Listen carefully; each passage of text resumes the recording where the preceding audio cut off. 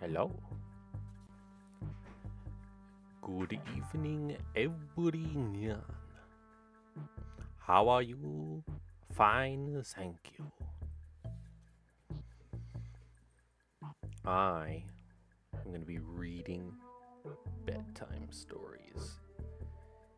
Yeah, that's right. You're not even ready for it. You're not even ready yet. You're the one who's not ready, not me. I would always be ready. Shh, don't worry about it, okay? I'm working on it. I mean, I'm not working on it. I have it ready.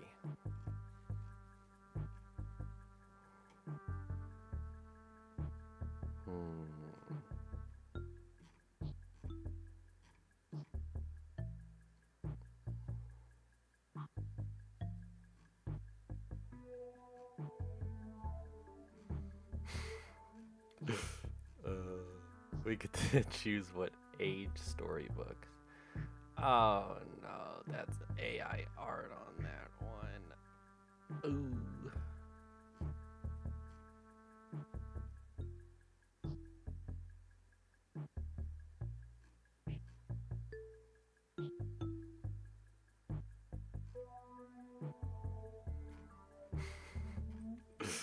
We could read an age 0 to 3 book. That could be so fun. Hold on. That sounds really funny.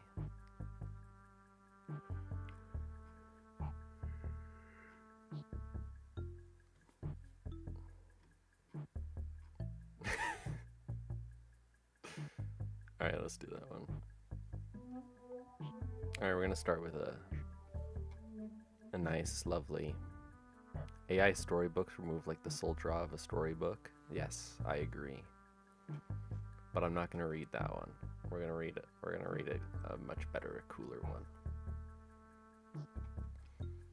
I'm gonna read a nice, cool little story. Aged 0 to 3 years old. Let's go with Little Ant's Big Plan. Alright.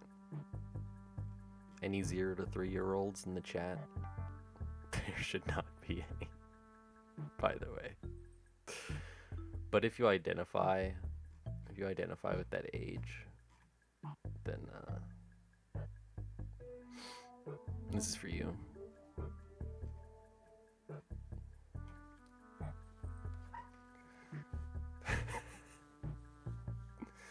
Hello, Dragon Fruit. Hi. Welcome to the stream.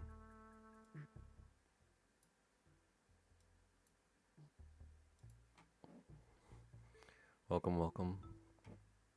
We're gonna read Little Ant's Big Plan, age 0 to 3 years old. Ahem. I should not be awake. Don't worry. I'll put you to sleep. Like an expert. I'll cast an evil sleeping spell. Little Ant loved to read. Little Ant was often teased. That doesn't rhyme. Anyway. What 0-year-old is reading? Don't worry about it, okay? It's for ages 0 to 3 years old, alright? That's all. That's what it said, okay? Ants don't read. Ants must feed. Ants collect the food they need. Little Ant would read all day. He'd read and read the day away. The other ants took what they found to store for winter underground. His mom and dad got really mad, and Little Ant felt really bad.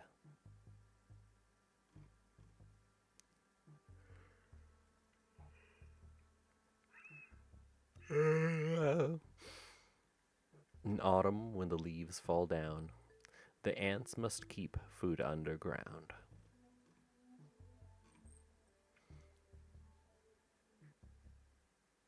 That's so sad. The queen wants food to fill the store, so all the ants must work some more. Little Ant begins to shout about a place he read about. A restaurant is what we need, a place where people go to feed. It says so in the books I read. The ants go marching one by one.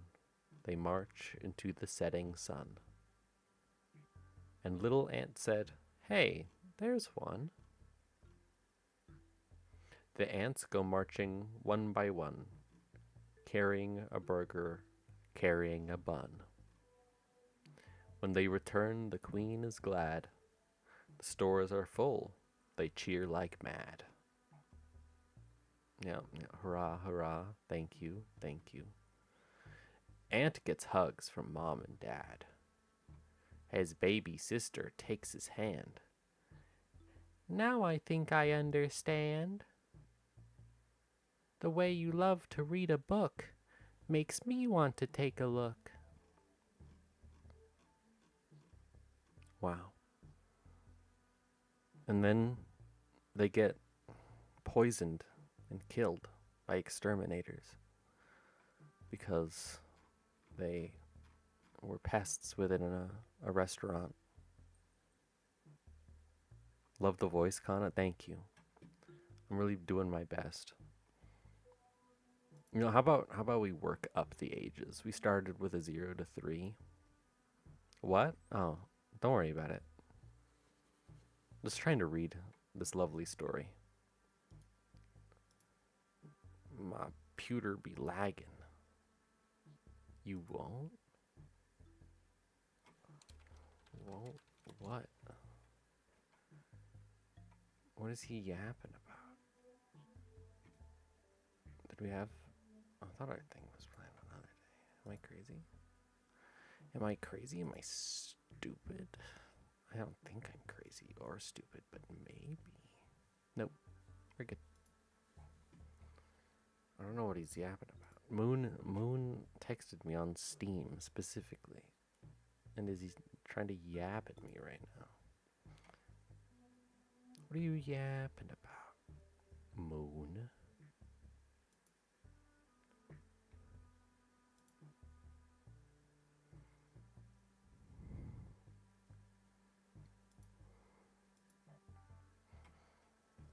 Alright, well...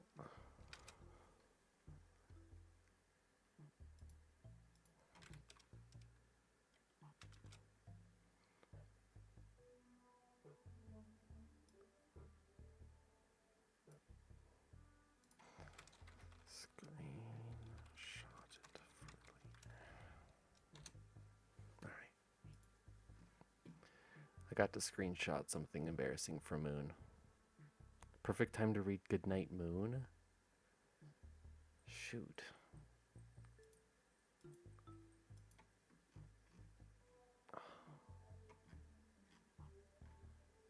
Bro, what is with the AI in this specifically for 7 to 12-year-olds? It's fine. I'm not showing them on stream anyway. But know that they're there and that it's lame.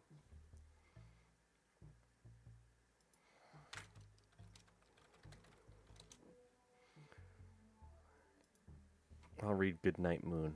That's a good idea.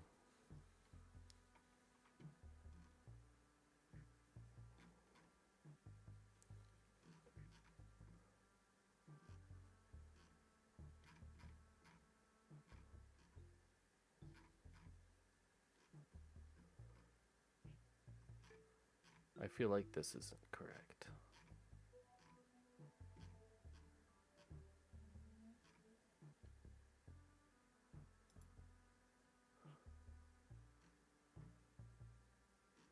I found a PDF, but it's not in the right order. Okay, how about this one? No. No, that's not it either. Also more AI art. Ew. Ew. That's what I have to say about that.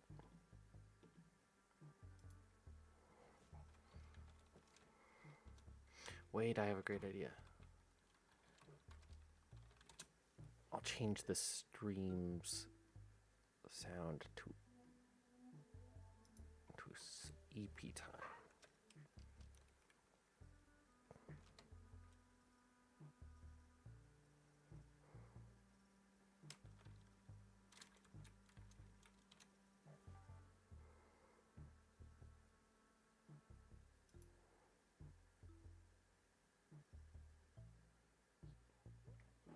First, we have an ad for an AI. Because of course we do.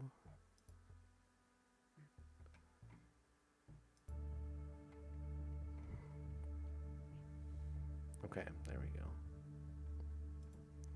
Let me see if I can find a good... Gross. Yeah, I agree.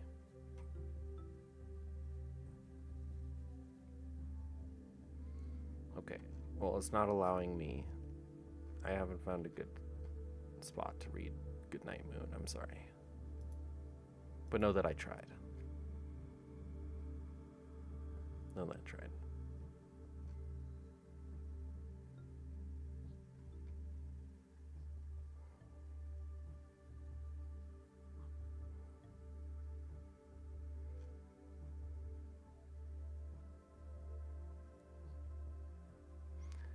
All right, let's all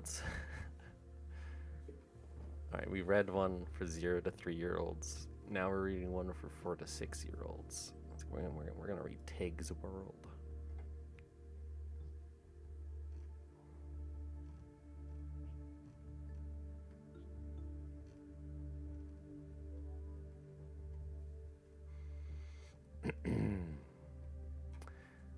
Tig's mom is a scientist.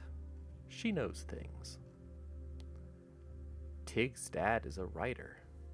He makes things up. Tig has a globe. Mom, if the world is round, why don't the people on the bottom fall off? Because gravity pulls everyone towards the middle of the earth. Wherever you go, the earth feels like it's below you, unless you go into space. Then there's no down at all, and you float. People on the other side of the earth think that they're the right way up, and that we are upside down. Isn't that amazing? Dad, if the world is round, why don't the people on the bottom fall off? Oh, they used to. A lot of people fell off and ended up on Saturn. But some people got caught in the branches of trees. They climbed up to the ground and dug tunnels so that they could get around without falling. Now they've built upside-down houses, and they swing between them on ropes. Tig is pretty sure someone is making things up. But that's okay. She's right. Her scientist mom was making it up. Yeah, indoctrinating kids into believing round Earth. Yeah.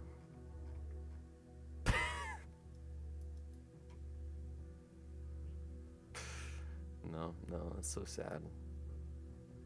Such a sad book that was.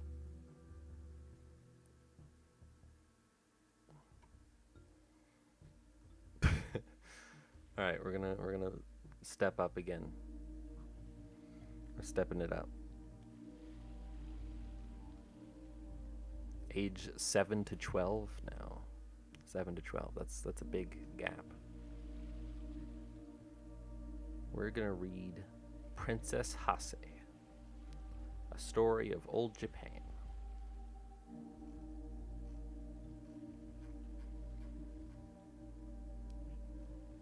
Alright, this one is like an actual short story, not just a picture book. Oh my goodness, that's a lot. Okay.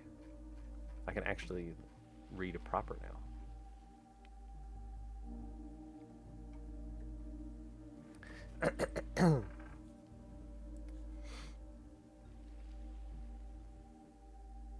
Many, many years ago, there lived in Nara, the ancient capital of Japan, a wise state minister by the name Prince Toyonari Fujiwara.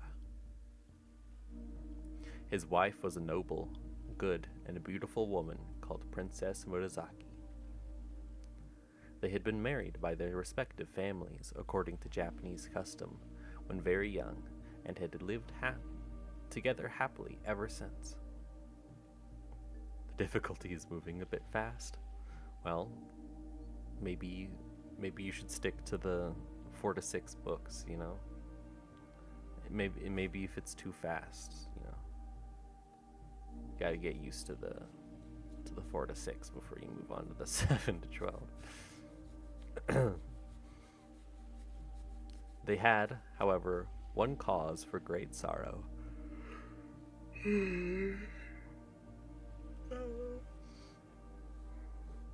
For as the years went by, no child was born to them. This made them very unhappy, for they both longed to see a child of their own, would grow up to gladden their old age, carry on the family name, and keep up the ancestral rights when they were dead. The prince and his lovely wife, after long consultation and much thought, determined to make a pilgrimage to the temple of Hase no Kwanon. For they believed, according to the beautiful tradition of their religion, that the Mother of Mercy comes to answer the prayers of mortals in the form that they need the most.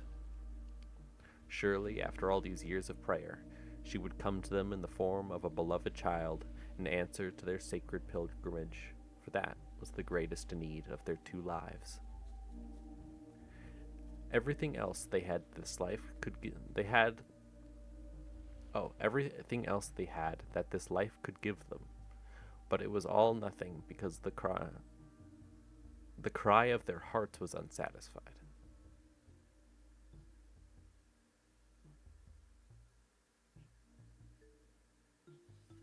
I feel like that sentence is incorrect, but so the Prince Toyonari and his wife went to the temple of Kwanon at Hase and stayed there for a long time, both daily offering incense and praying to Kwanon, the Heavenly Mother, to grant them the desire of their whole lives, and their prayer was answered.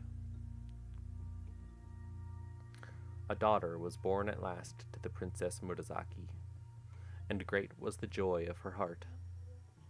On presenting the child to her husband, they both decided to call her Hase Hime, or the Princess of Hase, because she was the gift of the Kwanon at that place. They both reared her with great care and tenderness, and the child grew in strength and beauty.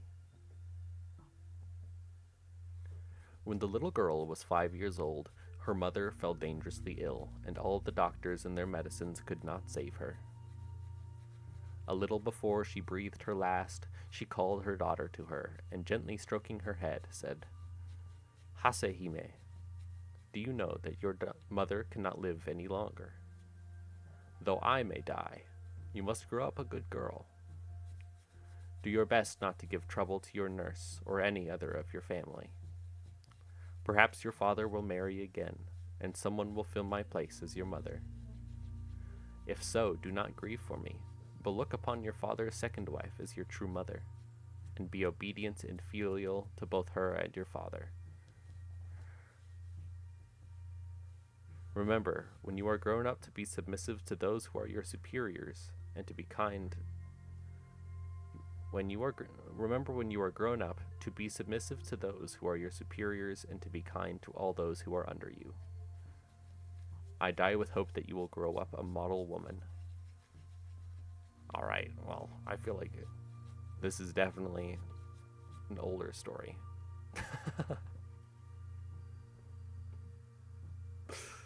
Alright. Definitely an older story. Hasehime listened in an attitude of respect while her mother spoke, and promised to do all she was told. There is a proverb which says, "As the soul is at 3, so it is at 100. And so Hasehime grew up as her mother had wished, a good and obedient princess, though she was now too young to understand how great was the loss of her mother. Ayo, yeah, you know, so... Not long after the death of his first wife, Prince Toyonari married again, a lady of noble birth named Princess Terute. Terute. Very different in character, alas, to the good and wise Princess Murasaki. This woman had a cruel and bad heart.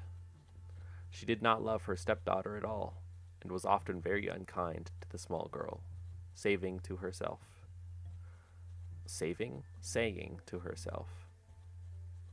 "This is not my child. This is not my child." But Hasehime bore every unkindness with patience, and even waited upon her stepmother kindly and obeyed her in every way, never gave any trouble, just as she had been trained by her own good mother, so that the Lady Terute had no cause for complaint against her. The princess was very diligent, and her favorite studies were music and poetry. She would spend several hours practicing every day, and her father had the most proficient of masters he could find to teach her the koto, the art of writing letters in verse. When she was 12 years of age, she could play so beautifully that she and her stepmother were summoned to the palace to perform before the emperor. It was the festival of the cherry flowers, and there were great festivities at the court. The emperor threw himself into the enjoyment of the season and commanded that Princess Hase should perform before him on the koto, and that her mother, Prince Terute, should accompany her on the flute. The emperor sat on a raised dais, before which was hung a curtain of finely sliced bamboo and purple tassels, so that his majesty might see all and not be seen, for no ordinary subject was allowed to look upon his sacred face.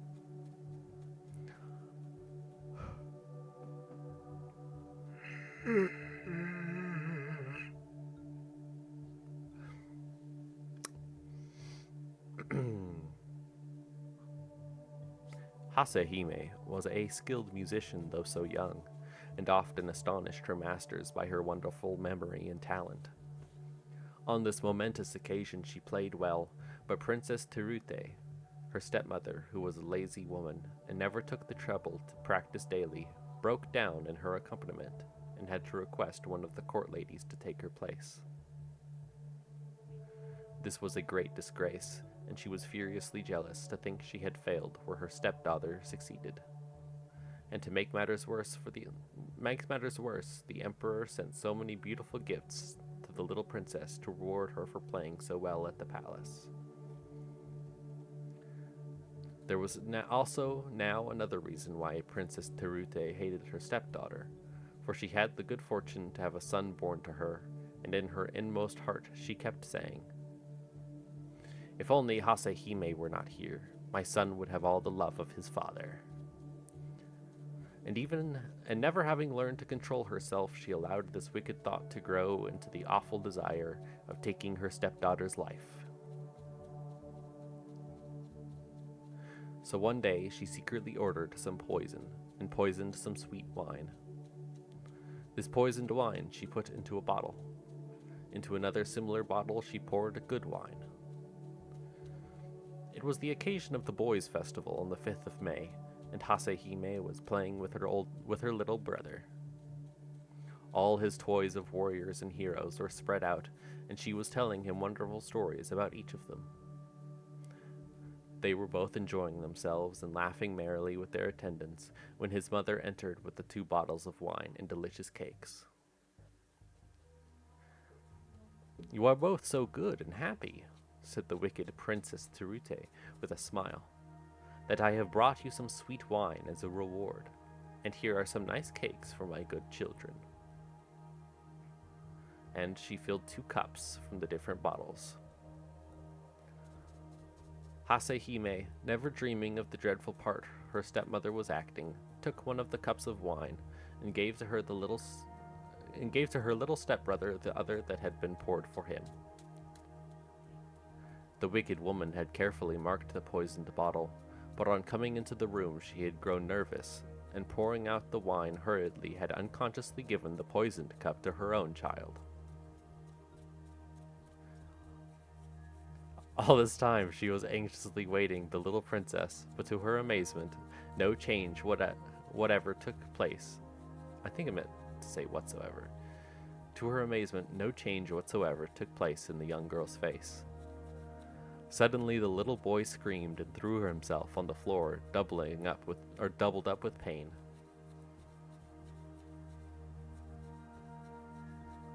His mother flew to him, taking the precaution to upset the 2 tiny jars of wine which she had brought into the room, and lifted him up. Jesus Christ. Imagine reading a 7-year-old this book. Okay. The attendants rushed for the doctor, but nothing could save the child. He died within the hour in his mother's arms. Doctors did not know much in these ancient times, and it was thought the wine had disagreed with the boy, causing convulsions of which he died. Oh yeah, this is for kids? Oh, for sure. Yeah, 100%. Thus was the wicked woman punished in losing her own child, when she had tried to do away with her stepdaughter. But instead of blaming herself, she began to hate Hasehime more than ever in the bitterness and wretchedness of her own heart, and she eagerly watched for an opportunity to do her harm, which was, however, long in coming. When Hasehime was 13 years of age, she had already become mentioned as a poetess of some merit. This was an accomplishment very much cultivated by the women of old Japan, and one held in high esteem. It was the rainy season at Nara, and floods were reported every day as doing damage in the neighborhood. The river Tatsuta, which flowed through the imperial palace grounds, had swollen to the tops of its banks, and the roaring of the torrents of water rushing along a narrow bed so disturbed the emperor's rest day and night that a serious nervous disorder was the result. An imperial edict was sent forth to all the Buddhist temples, commanding the priests to offer up continuous prayers to heaven to stop the noise of the flood, but this was to no avail. Then it was whispered in court circles that the Princess Hase, the daughter of Prince Toyonari Fujiwara, second minister at court, was the most gifted poetess of the day. Though still so young, and her masters confirmed the report. Long ago, a beautiful and gifted maiden poetess had moved heaven by praying in verse, had brought down rain upon a land famished with drought. So said the ancient biographers of the poetess Ono no Komachi. If the Princess Hase were to write what the court said at last reached the ears of the emperor himself.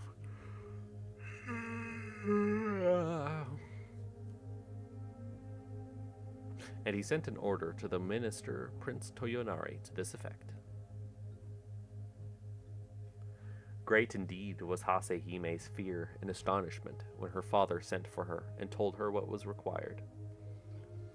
Heavy indeed was the duty that was laid on her young shoulders, that of saving the emperor by the merit of her verse.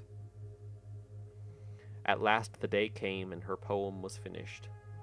It was written on a leaflet of paper heavily flecked with gold dust. With her father and attendants. Did Stream die? No? I don't think so. No?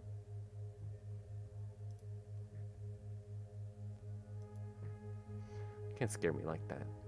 Can't scare me like that. That made me nervous.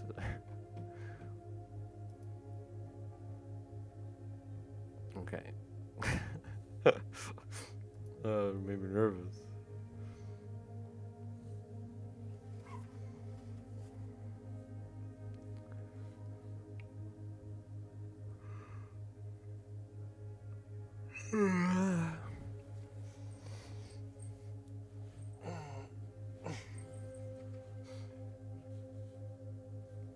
At last the day came, and her poem was finished. It was written on a leaflet of paper heavily flecked with gold dust. With her father in attendance and some of the court officials, she proceeded to the bank of the roaring torrent, and raising up her heart to heaven, she read the poem she had composed, aloud, lifting it heavenwards in her 2 hands. Strange indeed, it seemed to all those standing around. The waters ceased their roaring, and the river was quiet in direct answer to her prayer. After this, the emperor soon recovered his health. His Majesty was highly pleased, and sent for her to the palace, and rewarded her with the rank of Chinjo, that of a lieutenant general, to distinguish her. From that time she was called Chinjo Hime, or Lieutenant General Princess, and was respected and loved by all. There was one person who was not pleased at Hase Hime's success. That one was her stepmother, forever brooding over the death of her own child, whom she had killed when trying to poison her stepdaughter. She had the mortification of seeing her rise to power and honor marked by imperial favor and the admiration of the whole court. Her envy and jealousy burned in her heart like fire. Many were the lies she carried to her husband about Hasehime, but all to no purpose. He would listen to none of her tales, telling her sharply that she was quite mistaken. At last, the stepmother, seizing the opportunity of her husband's absence. This is quite the sentence to arrive to. Good evening. Hi, Gregory. Welcome in, Gregory. We're reading a story about a princess whose mother has issues. Her stepmother has issues. I found this, by the way, this story is in the 7 to 12-year-olds section. She fucking lost her mother when she was 5. Her stepmother is evil. Her stepmother tried to poison her and accidentally poisoned her own kid. Like, this is insane. This is for, obviously, for 7 to 12-year-olds to read. Anyway. Back to it. Oh my god. It's something.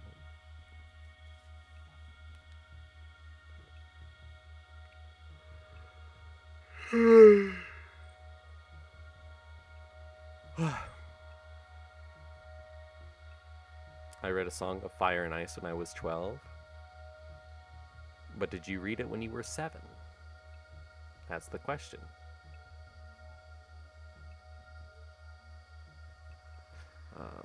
At last, the stepmother, seizing the opportunity of her husband's absence, ordered one of her old servants to take the innocent girl to the Hibari Mountains, the wildest part of the country, and kill her there. She invented a dreadful story about the little princess, saying that this was the only way to prevent disgrace from falling upon the family by killing her. Katoda, her vassal, was bound to obey his mistress.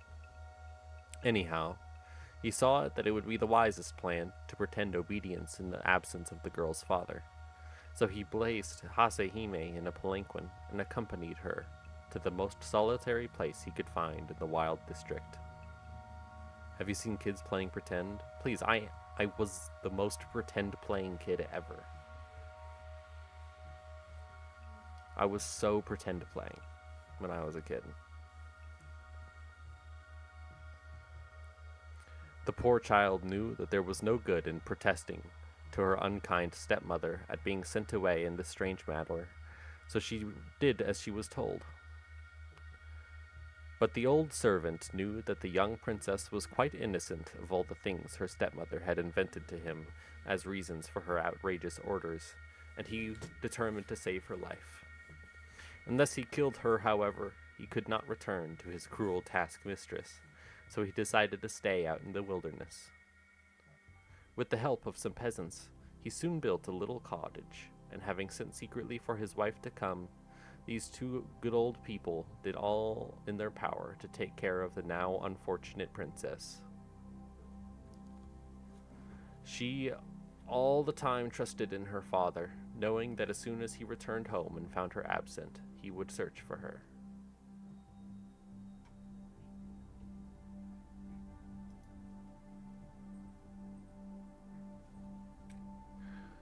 Princess Toyonari, after some weeks, came home, and was told by his wife that his daughter Hime had done something wrong, and had run away out of fear for being punished. He was nearly ill with anxiety. Everyone in the house told the same story, that Hasehime had suddenly disappeared. None of them knew why or whither. For fear of scandal, he kept the matter quiet and searched everywhere he could think of, but all to no purpose. This is a folk story? I don't know if it's a folk story specifically, but it's an older Japanese story, and that's kind of all it told me. So maybe. One day, trying to forget his terrible worry, he called all his men together and told them to make ready for a several days' hunt.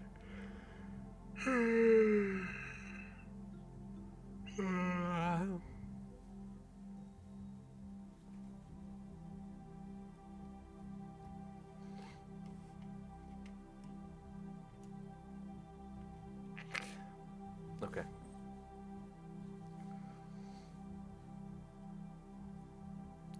They were soon ready and mounted, waiting at the gate for their lord. He rode hard and fast to the district of the Hibari Mountains, a great company following him. He was soon far ahead of everyone, and at last found himself in a narrow, picturesque valley. Looking around and admiring the scenery, he noticed a tiny house on one of the hills quite near. And then he distinctly heard a beautiful, clear voice reading aloud. "Oh, it's me. It's mine." Seized with curiosity as to who could be studying so diligently in such a lonely spot, he dismounted, and leaving his horse to his groom, he walked up the hillside and approached the cottage. As he drew nearer, his surprise increased, for he could see that the reader was a beautiful girl. The cottage was wide open, and she was sitting, facing the view. Listening attentively, he heard her reading the Buddhist scriptures with great devotion. More and more curious, he hurried on to the tiny gate and entered the little garden. Looking up, beheld his lost daughter, Hasehime. She was so intent on what she was saying that she neither heard nor saw her father till he spoke. "Hasehime!" he cried. "It is you, my Hasehime." Taken by surprise, she could hardly realize that it was her own dear father who was calling her, and for a moment she was utterly bereft of the power to speak or move. "My father! My father! It is indeed you, oh, my father!"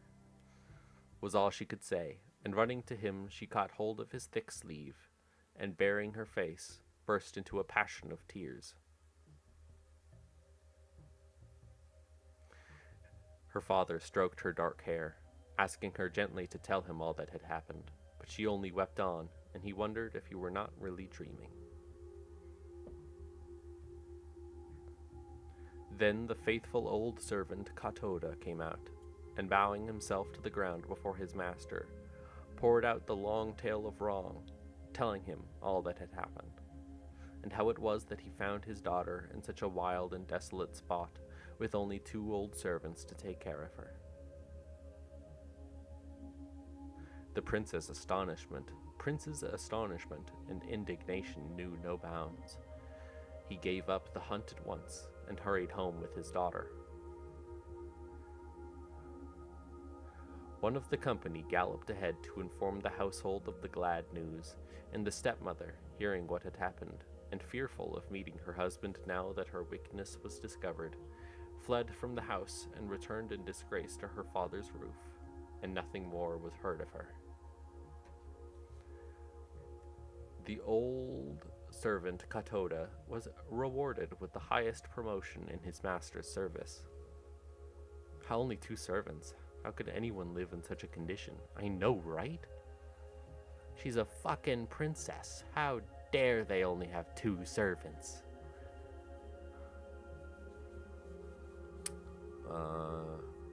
Highest promotion in the master's service, lived happily to the end of his days, devoted to the little princess, who never forgot that she owed her life to this faithful retainer.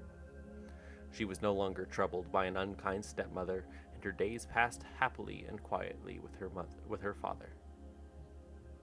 As Prince Toyonari had no son, he adopted a younger son of one of the court nobles to be his heir, and to marry his daughter Hasehime. And in a few years the marriage took place. Hasehime lived to a good old age, and all said that she was the wisest, most devout, and most beautiful mistress that had ever reigned in Prince Toyonari's ancient house. She had the joy of presenting her son, the future lord of the family, to her father just before he retired from active life.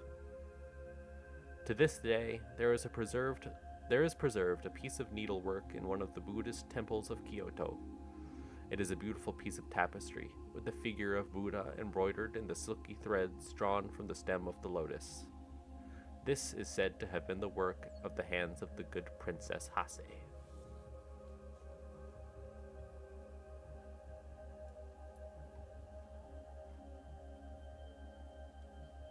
Ta-da! Ta-da! My tongue is... I never noticed. Hold on.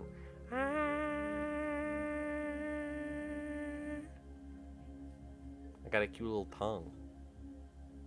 Anyway. Don't worry about it. Don't worry about it. I don't know. No, that was that one.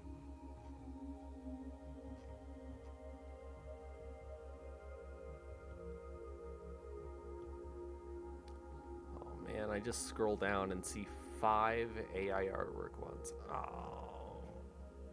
What was the moral? Hold on, it tells you about it. The morals were family, empathy, kindness, and independent thinking.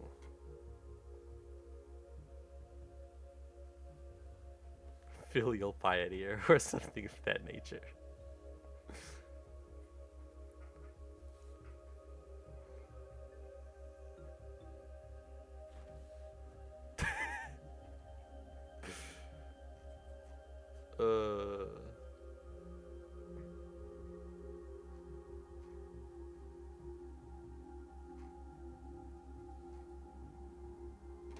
Anyway, I got an idea.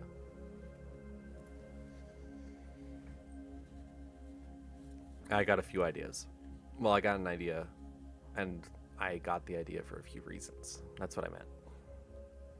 I'm gonna read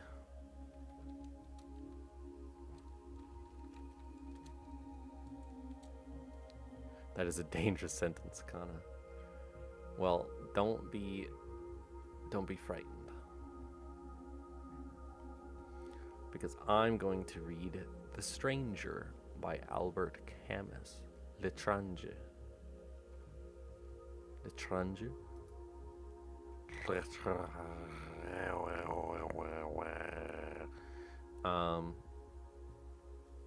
Firstly, Limbus Company chapter 10 is pretty soon.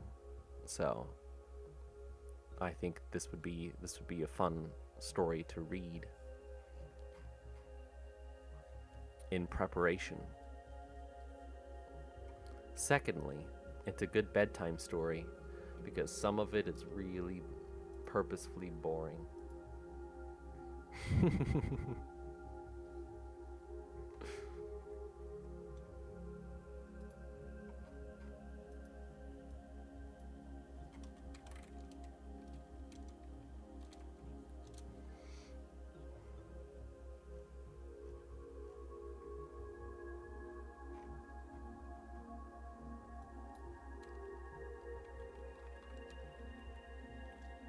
I don't think I can finish all The Stranger tonight.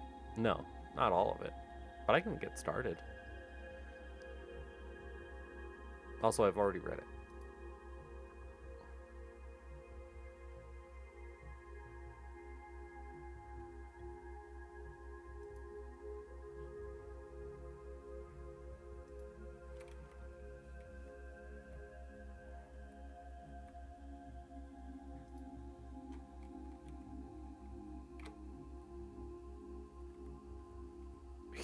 At least the first sex scene, I'm sure. Thank you, Gregory. What age range is this one for? Probably 16 plus. That's usually where I see that kind of thing.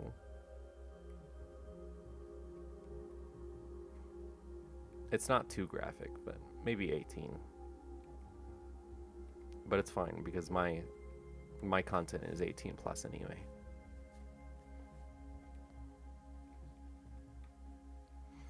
All right.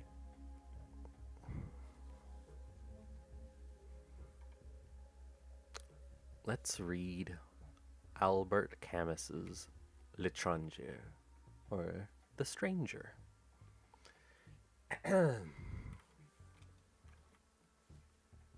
Part 1, Chapter 1. I get a yawn right as you have me.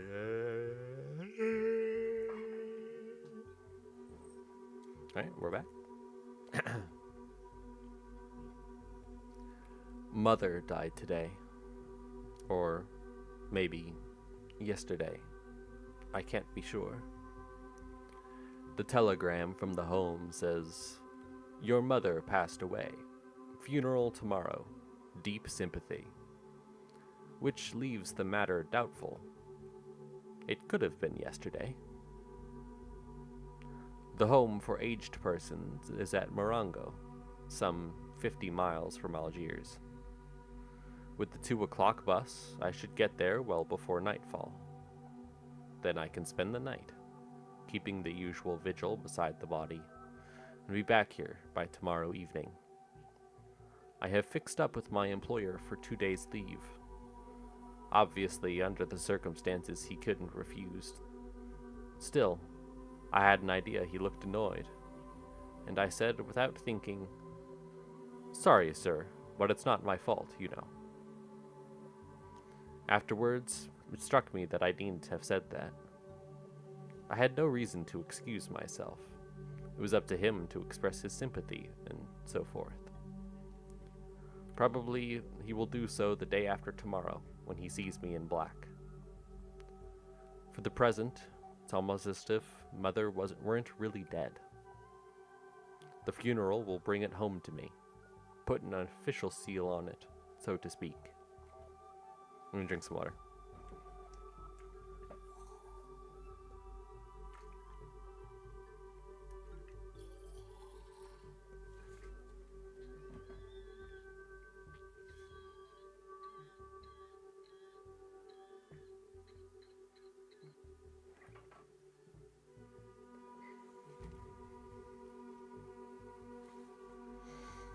I took the 2 o'clock bus. It was a blazing hot afternoon. Hold on. I said that with too much power. I'm trying to be more ASMR-y.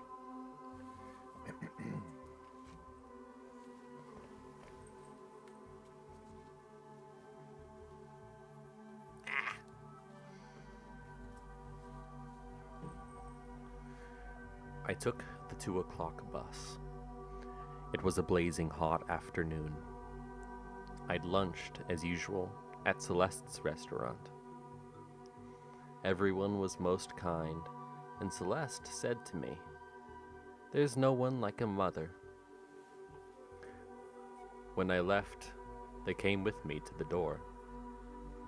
It was something of a rush, getting away, as at the last moment I had to call in at Emmanuel's place to borrow his black tie and mourning band.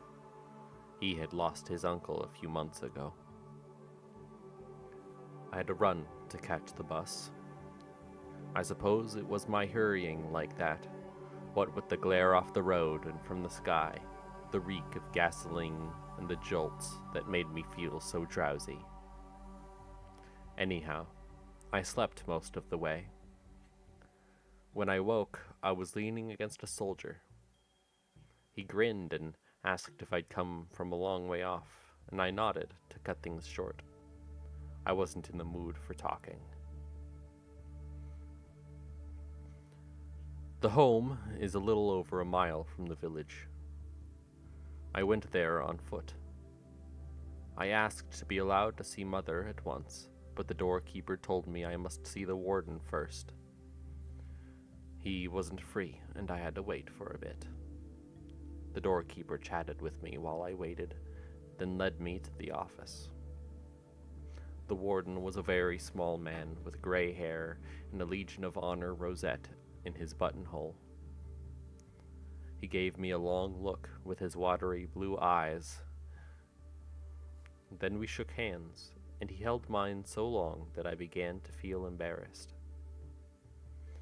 After that, he consulted a register on his table and said, "Madame Mersole entered the home 3 years ago. She had no private means and depended entirely on you." I had a feeling he was blaming me for something and started to explain, but he cut me short. "There is no need to excuse yourself, my boy. I've looked up the record, and obviously you weren't in a position to see that she was properly cared for. She needed someone to be with her all the time, and young men in jobs like yours don't get too much pay. In any case, she was much happier in the home." I said, "Yes, sir. I'm sure of that." Then he added, "She had good friends here, you know, old folks like herself, and one gets on better with people of one's own generation. You're much too young. You couldn't have been much of a companion to her."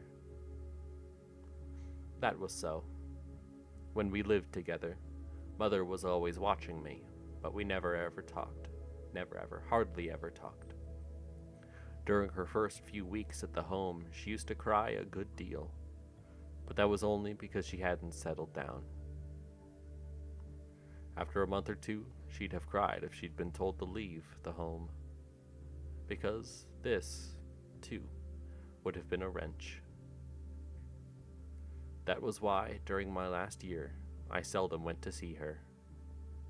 Also, it would have meant losing my Sunday, not to mention the trouble of going to the bus, getting my ticket, and spending 2 hours on the journey each way. The warden went on talking, but I didn't pay much attention. Finally, he said, "Now, I suppose you'd like to see your mother." I rose without replying. When the whole house got autism? Yeah. I rose without replying, and he led the way to the door. As we were going down the stairs, he explained, "I've had the body moved to our little mortuary, so as to not upset the old people, you understand. Every time there's a death here, they're in a nervous state for 2 or 3 days, which means, of course, extra work and worry for our staff." We crossed into a courtyard, where there were a number of old men talking amongst themselves in little groups. They fell silent as we came up with them. Then behind our backs, the chattering began again. Their voices reminded me of parakeets in a cage, only the sound wasn't quite so shrill. The warden stopped outside the entrance of a small, low building. "So here I leave you, Monsieur Mersole. If you want me for anything, you'll find me in my office. We propose to have the funeral tomorrow morning. That will enable you to spend the night beside your mother's coffin, as no doubt you would wish to do. Just one more thing. I gathered from your mother's friends that she wished to be buried with the rites of the church. I've made arrangements for this, but I thought I should let you know." I thanked him. So far as I knew, my mother, though not a professed atheist, had never given a thought to religion in her life. I entered the mortuary. It was a bright, spotlessly clean room, with whitewashed walls and a big skylight. The furniture consisted of some chairs and trestles. 2 of the latter stood open in the center of the room, and the coffin rested upon them. The lid was in place, but the screws had only been given a few turns, and their nickeled heads stuck out above the wood. which was stained dark walnut. An Arab woman, a nurse I supposed, was sitting beside the bier. She was wearing a blue smock and had a rather gaudy scarf wound around her hair. Just then the keeper came up behind me. He'd evidently been running, as he was a little out of breath. We put the lid on, but I was told to unscrew it when you came so you could see her. While he was going up to the coffin, I told him not to trouble. Eh? What's that? He exclaimed. You don't want me to... No, I said. He put back the screwdriver in his pocket and stared at me. I realized then that I shouldn't have said no, and it made me rather embarrassed. After eyeing me for some moments, he asked, Well, why not? But he didn't sound reproachful. He simply wanted to know. Well, really, I couldn't say, I answered. He began twiddling his white mustache, then, without looking at me, said gently, I understand. He was a pleasant-looking man, with blue eyes and ruddy cheeks. He drew up a chair for me near the coffin and seated himself just behind. The nurse got up and moved toward the door. As she was going by, the keeper whispered in my ear, It's a tumor she has, poor thing. I looked at her more carefully, noticed that she had a bandage round her head just below her eyes. It lay quite flat across the bridge of her nose, and one hardly saw anything of her face except that strip of whiteness. As soon as she had gone, the keeper rose. Now, I'll leave you to yourself. I don't know whether I made some gesture, but instead of going, he halted beside my chair. The sensation of someone posted at my back made me feel uncomfortable. The sun was getting low, and the whole room was flooded with a pleasant, mellow light. 2 hornets were buzzing overhead against the skylight. I was so sleepy, I could hardly keep my eyes open. Without looking round, I asked the keeper how long he'd been at the home. 5 years. The answer came so pat that one could have thought he'd been expecting my question. That started him off, and he became quite chatty. If anyone had told him 10 years ago that he'd end his days as a doorkeeper at a home in Marengo, he'd never have believed it. He was 64, he said, and hailed from Paris. When he said that, I broke in. Ah, you don't come from here. I remembered then that, before taking me to the warden, he told me something of Mother.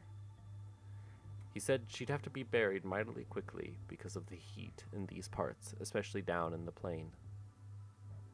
At Paris, they keep the body for 3 days, sometimes 4. After that, he had mentioned that he'd spent the best part of his life in Paris. He could never manage to forget it.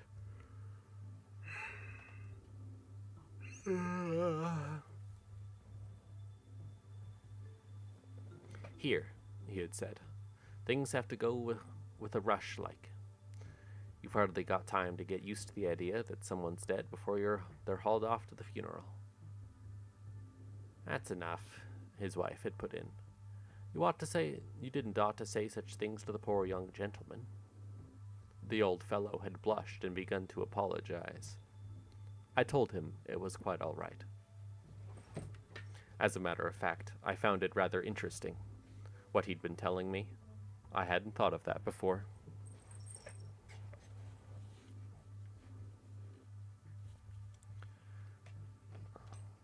Now, he went on to say that he'd entered the home as an ordinary inmate, but he was quite hale and hearty still, so when the keeper's job fell vacant, he offered to take it on. I pointed out that, even so, he was really an inmate like the others, but he wouldn't hear of it. He was an official, like. I'd been struck before by his habit of saying they, or less often, them old folks, when referring to inmates no older than himself. Still, I could see his point of view. As doorkeeper, he had a certain standing, and some authority over the rest of them.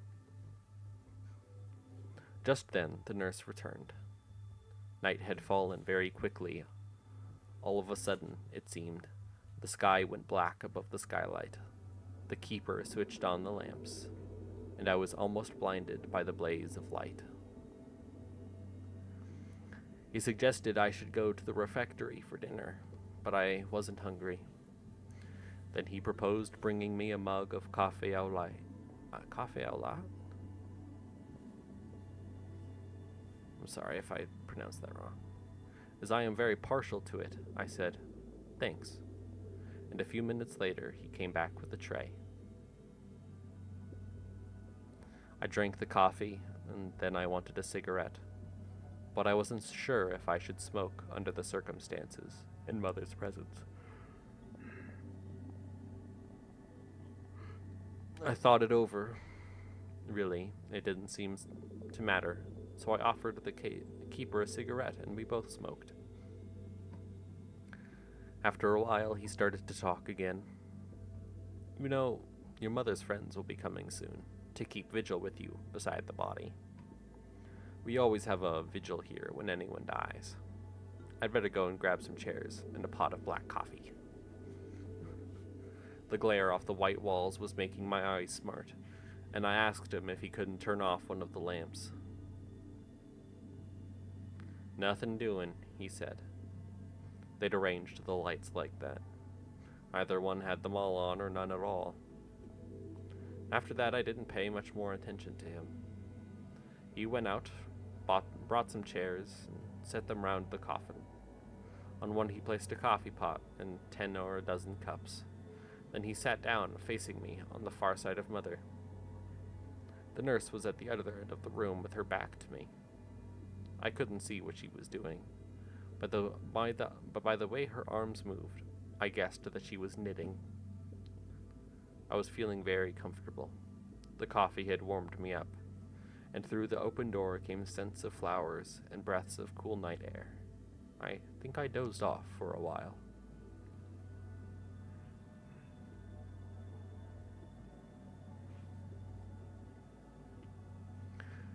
I was wakened by an odd rustling in my ears. After having my eyes closed, I had a feeling that the light had grown even stronger than before. There wasn't a trace of shadow anywhere, and every object, each curve or angle, seemed to score its outline on one's eyes. The old people, Mother's friends, were coming in. I counted 10 in all, gliding almost soundlessly through the bleak white glare. None of the chairs creaked when they sat down. Never in my life had I seen anyone so clearly as I saw these people. Not a detail of their clothes or features escaped me, and yet I couldn't hear them, and it was hard to believe they really existed. Nearly all the women wore aprons, and the strings drawn tight around their waists made their big stomachs bulge still more. I'd never yet noticed what big paunches old women usually have.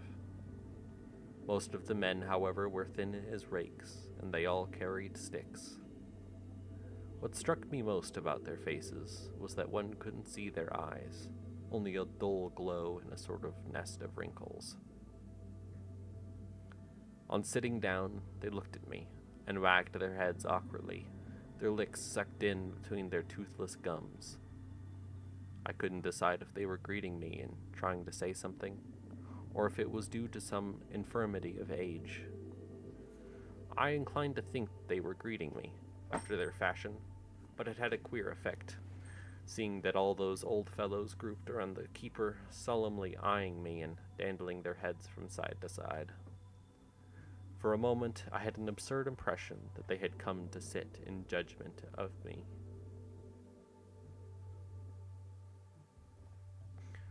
A few minutes later, one of the women started weeping. She was in the second row, and I couldn't see her face because of another woman in front.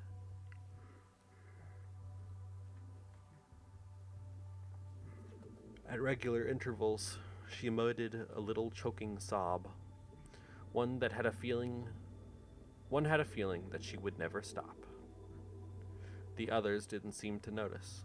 They sat in silence, slumped in their chairs, staring at the coffin or at their walking sticks or any object just in front of them, and they never took their eyes off it. And still the woman sobbed. I was rather surprised, as I didn't know who she was. I wanted her to stop crying, but I dared not speak to her. After a while, the keeper bent toward her and whispered in her ear, but she merely shook her head, mumbled something I couldn't catch, and went on sobbing as steadily as before. The keeper got up and moved his chair beside mine. At first, he kept silent. Then, without looking at me, he explained. She was devoted to your mother. Says your mother was her only friend in the whole world. It lasted quite a while. Presently, the woman sighs and sobs.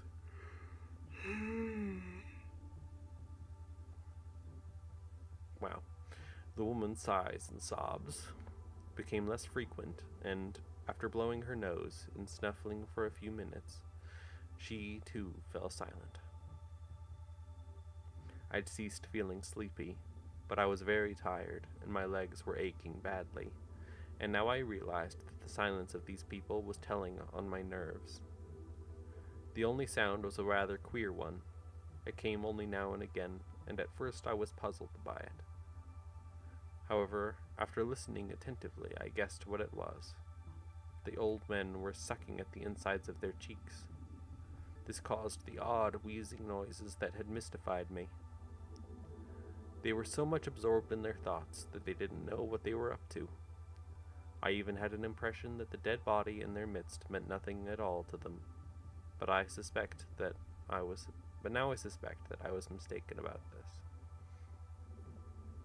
We all drank the coffee, which the keeper handed round. After that, I can't remember much. Somehow, the night went by. I can only recall one moment. I had opened my eyes, and I saw the old men sleeping hunched up on their chairs, with one exception.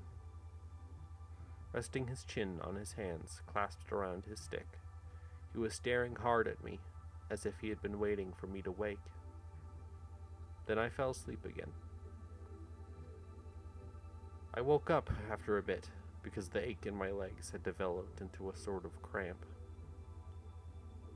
There was a glimmer of dawn above the skylight.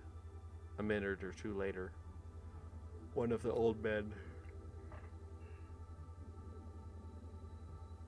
Oh my goodness.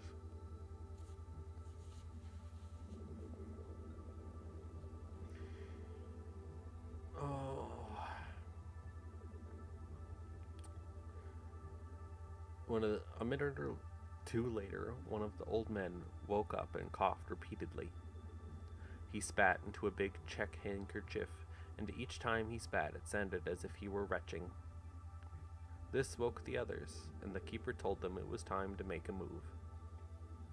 They all got up at once, their faces ashen gray after the long, uneasy vigil. To my surprise, each of them shook hands with me, as though this night together, in which we hadn't exchanged a word, had created some kind of intimacy between us. I was quite done in. The keeper took me to his room, and I tidied myself up a bit. He gave me some more white coffee, and it seemed to do me good. When I went out, the sun was up, and the sky mottled red above the hills between Marengo and the sea. A morning breeze was blowing, and it had a pleasant, salty tang. There was the promise of a very fine day.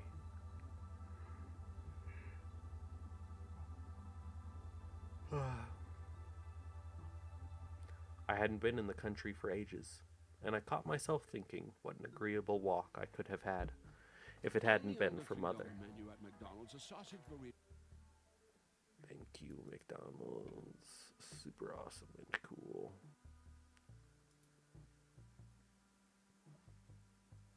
I hadn't been in the country for ages, and I caught myself thinking what an agreeable walk I could have had if it hadn't been for Mother.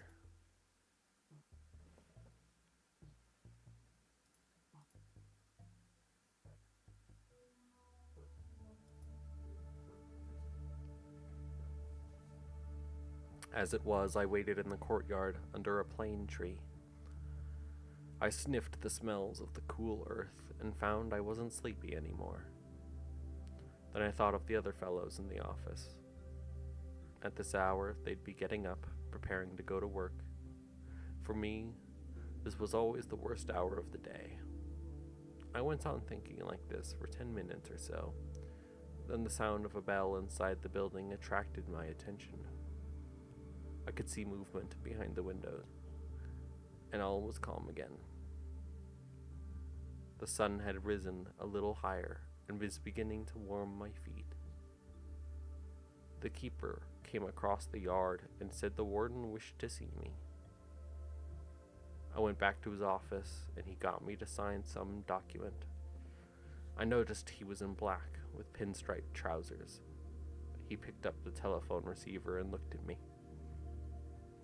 The undertaker's men arrived some moments ago. They'll be going to the mortuary to screw down the coffin. Shall I tell them to wait for you to have a last glimpse of your mother? No, I said.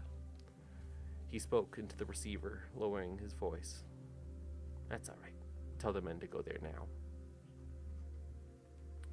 He then informed me he was going to attend the funeral, and I thanked him.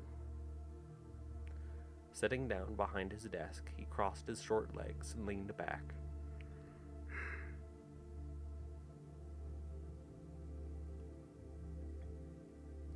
Besides the nurse on duty, he told me, he and I would be the only mourners at the funeral. It was a rule of the home that inmates shouldn't attend funerals, but there was no objection to letting some of them sit up beside the coffin the night before. It's for their own sakes, he explained, to spare their feelings. But in this particular instance, I've given permission to an old friend of your mother to come with us. His name is Thomas Perez. The warden smiled. It's a rather touching little story in its way. He and your mom had become almost inseparable. The other old people used to tease Perez about having a fiancée. When are you gonna marry her, they'd ask. He'd turn it with a laugh. It was a standing joke, in fact. So as you can guess, he feels very badly about your mother's death. I thought I couldn't decently refuse him permission to attend the funeral, but on our medical officer's advice, I forbade him to sit up beside the body last night. For some time, we sat there without speaking, and the warden got up and went to the window. Ah, there's the padre from Marengo. He's a bit ahead of time. He warned me that it would take us a good 3/4 of an hour walking to the church, which was in the village. Then we went downstairs. The priest was waiting just outside the mortuary door. With him were 2 acolytes, one of whom had a censer. The priest was stooping over him, adjusting the length of the silver chain on which it hung. When he saw us, he straightened up and said a few words to me, addressing me as my son. Then he led the way into the mortuary. I noticed at once that 4 men in black were standing behind the coffin, and the screws in the lid had now been driven home. At the same moment, I heard the warden remark that the hearse had arrived, and the priest starting his prayers. Then everybody made a move. Holding a strip of black cloth, the 4 men approached the coffin, while the priest, the boys, and myself filed out. A lady I hadn't seen before was standing by the door. This is Monsieur Mersol, the warden said to her. I didn't catch her name, but I gathered she was a nursing sister attached to the home. When I was introduced, she bowed without the trace of a silence on her long, gaunt face. We stood aside from the doorway to let the coffin by. Then, following the bears down a corridor, we came to the front entrance, where a hearse was playing. Oblong, glossy, varnished black all over it. It vaguely reminded me of the pen strays in the office. Beside the hearse stood a quaintly dressed little man, whose duty it was, I understood, to supervise the funeral, a sort of master of ceremonies. Near him, looking constrained, almost bashful, was old Mr. Perez, my mother's special friend. He wore a soft felt hat with a pudding basin crown and a very wide brim. He whisked it off the moment the coffin emerged from the doorway. Trousers that concerted on his toes, a black tie much too small for his doubly white collar. Under a bulbous pointy nose, his lips were trembling, and what caught my attention was his ears, pendulous scarlet ears that showed up like blobs.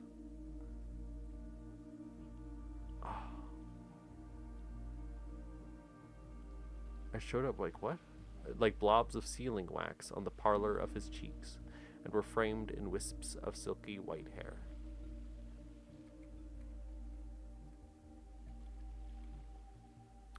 The undertaker's factotum shepherded us to our places, with the priest in front of the hearse and the four men in black on each side of it. The warden and myself came next, and, bringing up the rear, old Perez and the nurse. The sky was already a blaze of light, and the air stoking up rapidly. I felt the first waves of heat lapping my back, and my dark suit made things worse. I couldn't imagine why we waited so long for getting underway. Old Perez, who had put on his hat, took it off again. I had turned slightly in his direction and was looking at him when the warden started telling me more about him. I remember his saying that old Perez and my mother used to have longish strolls together in the cool of the evening. Sometimes they went as far as the village, accompanied by a nurse, of course. I looked at the countryside, at the long lines of cypress sloping up towards the skyline and the hills, the hot red soil dappled with vivid green, and here and there a lonely house sharply outlined against the light, and I could understand Mother's feelings. Evening in these parts must be a sort of mournful solace. Now in the full glare of the morning sun, with everything shimmering in the heat haze, there was something inhuman, discouraging about this landscape. At last we made a move. Only then I noticed that Perez had a slight limp. The old chap steadily lost ground as the hearse gained speed. To see how quickly the sun was climbing in the sky,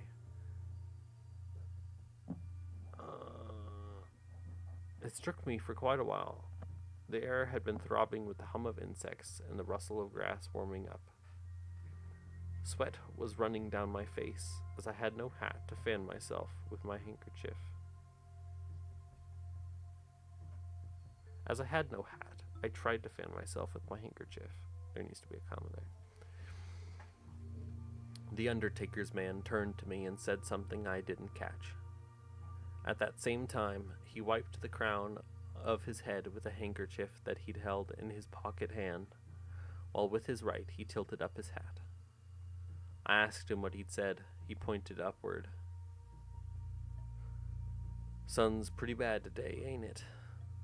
"Yes," I said. After a while, he asked, "Is it your mother we're burying?" "Yes," I said again. "What was her age?"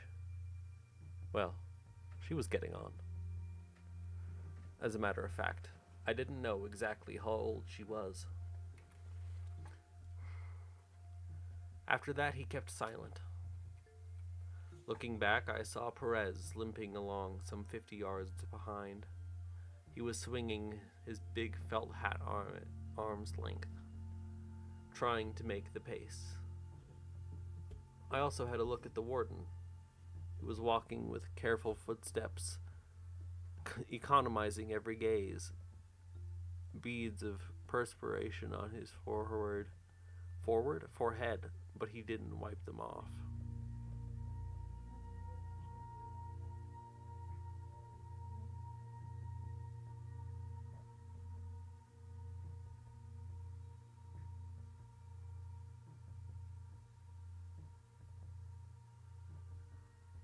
I'm EP.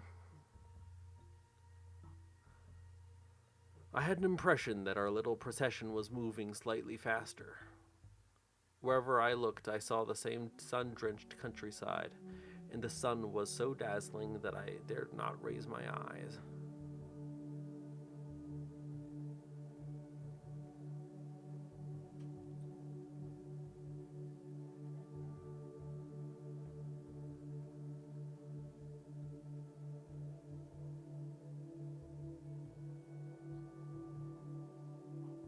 My goodness.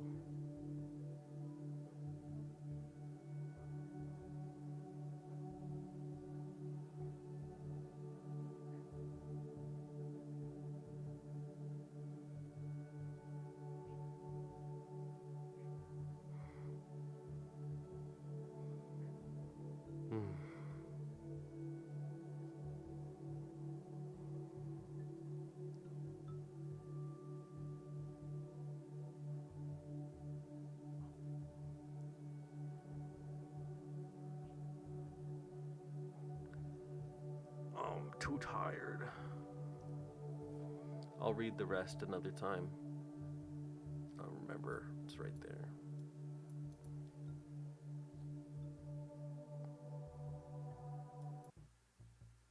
Thank you for watching. I hope I helped you sleep. I helped myself sleep, at least.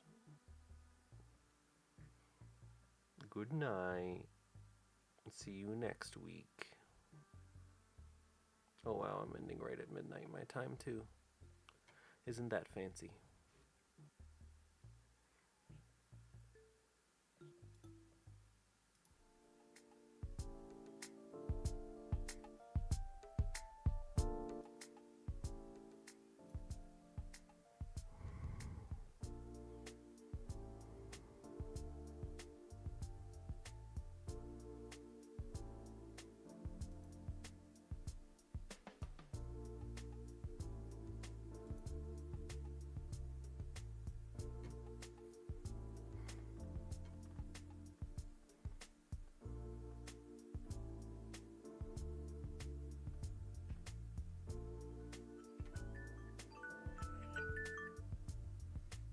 Damn. The phone came back to attack. No phone, don't do it. Nah.